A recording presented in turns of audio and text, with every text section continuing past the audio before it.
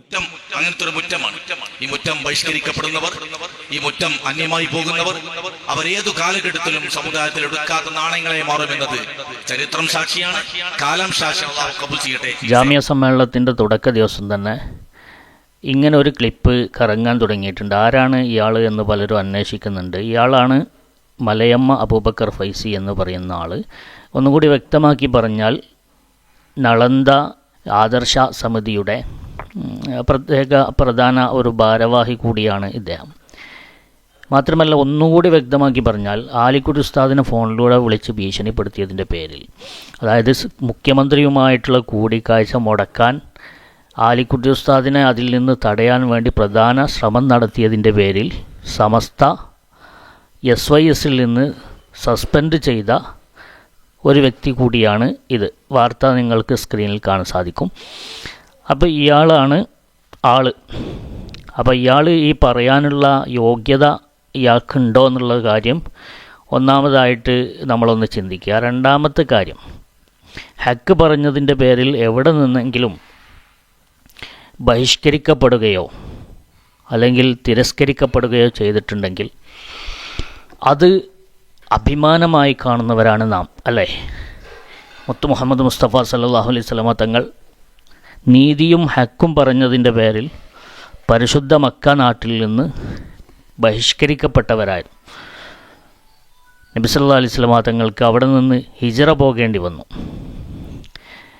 പുണ്യ നബി സല്ലല്ലാഹു അലൈഹി വസല്ലമ തങ്ങളുമായിട്ട് ആരും അടുക്കരുത് എന്ന് കഅബാലയത്തിൻ്റെ പരിശുദ്ധമായ കഅബാലയത്തിൽ പോലും ബോർഡ് തൂക്കിയിരുന്നു എന്നാണ്. അതാണ് ചരിത്രം. മാത്രമല്ല, ഇതേ പട്ടിക്കാട് ജാമിഅ നൂരിയ അറബിക് കോളേജിൽ നിന്ന് ബഹിഷ്കൃതനായ മഹാനായ പണ്ഡിതനാണ് ഷെയ്ഖുന ശംസുലമ. അദ്ദേഹം കലിമ ചൊല്ലിക്കൊണ്ടാണ് ഈ ലോകത്തോട് വിട പറഞ്ഞത്.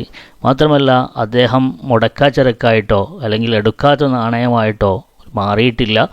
അദ്ദേഹത്തിൻ്റെ കൂടെയാണ് സുന്നികൾ അടിയുറച്ചു നിന്നത് എന്ന കാര്യം കൂടി നാം ഓർക്കേണ്ടതുണ്ട്. അപ്പോൾ സത്യവും നീതിയുമൊക്കെ വിളിച്ചു പറയുകയും ആ വിളിച്ചു പറയുന്ന ആളുകളെ ആരുടെയെങ്കിലും സ്വാധീനത്താൽ എവിടെ നിന്നെങ്കിലും പുറത്താക്കപ്പെടുകയും ഒക്കെ ചെയ്തിട്ടുണ്ടെങ്കിൽ അവരൊക്കെ എടുക്കാത്ത ചരക്കുകളാകും എന്ന് പറയുന്ന ആളുകൾ, എടുക്കാത്ത നാണയങ്ങളാകും എന്ന് പറയുന്ന ആളുകൾ പഠിക്കേണ്ട കാര്യങ്ങളാണിതൊക്കെ. ആരാണ് ഇപ്പോൾ എടുക്കാത്ത നാണയങ്ങളായത് എന്ന് കേരളത്തിൽ എല്ലാവർക്കും അറിയാം.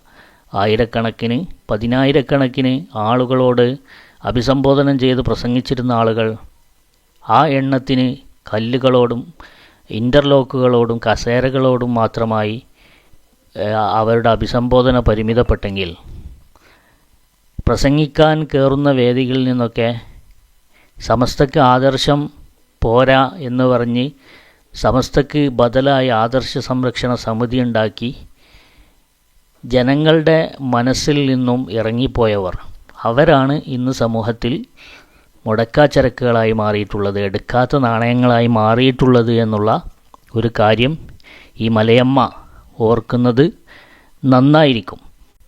അപ്പോൾ ജാമിഅ എന്ന സ്ഥാപനമൊക്കെ പരിശുദ്ധമായ സ്ഥാപനം തന്നെയാണ്, അതിലാർക്കും സംശയമില്ല. അതൊക്കെ പരിശുദ്ധരായ പണ്ഡിതന്മാരാൽ നയിക്കപ്പെട്ട സ്ഥാപനമാണ്. നമുക്ക് അറിയാം, ഇന്ന് ഹറമുകളെന്ന് പറയുന്നത് ഏറ്റവും ഭൂമിയിലെ പരിശുദ്ധമായ സ്ഥലമാണ്. ഇന്ന് അവിടുത്തെ അവസ്ഥ എന്താണ്? അവിടെ ഭരിക്കുന്നത് വഹാബികളാണ്. അപ്പോൾ അള്ളാഹുവിൻ്റെ പരീക്ഷണങ്ങൾ ഇങ്ങനെ പലതരത്തിലും ഉണ്ടാകും. അതിനർത്ഥം വഹാബികളെയാണ് അള്ളാഹു സുബ്ഹാനഹു വതആല സ്വീകരിച്ചത്. അവിടെ നിന്ന് ഒഴിവാക്കപ്പെട്ട സുന്നികൾ, ബഹിഷ്കരിക്കപ്പെട്ട സുന്നികളെ അള്ളാഹു സുബ്ഹാനഹു വതആല എടുക്കാതെ ചരക്കാക്കിയെന്ന് അർത്ഥമില്ല. മറിച്ച് ഇന്ന് എടുക്കാത്ത ചരക്കായി മാറിയിട്ടുള്ളത് വഹാബികളാണ്. ലോകത്തെവിടെയും ഭീകരതയും തീവ്രതയും മുദ്രകുത്തപ്പെട്ട് എല്ലായിടത്തു നിന്നും നിരോധിക്കപ്പെടുന്നത് വഹാബികളാണ്.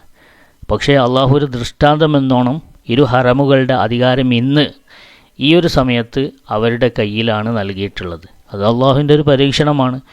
ഇതുപോലെ പല പരീക്ഷണങ്ങളും ലോകത്ത് നടക്കും. അപ്പോൾ ജനങ്ങൾ ആരുടെ കൂടെയാണ് ലോക മുസ്ലിങ്ങൾ നിൽക്കുന്നത് എന്നതാണ് നാം ഇവിടെയെല്ലാം ശ്രദ്ധിക്കേണ്ടതും മനസ്സിലാക്കേണ്ടതും. അള്ളാഹു റബ്ബുൽ ഇസ്സത്ത് സത്യം മനസ്സിലാക്കാൻ തൗഫീഖ് നൽകി അനുഗ്രഹിക്കട്ടെ. ആമീൻ. അസ്സലാമു അലൈക്കും.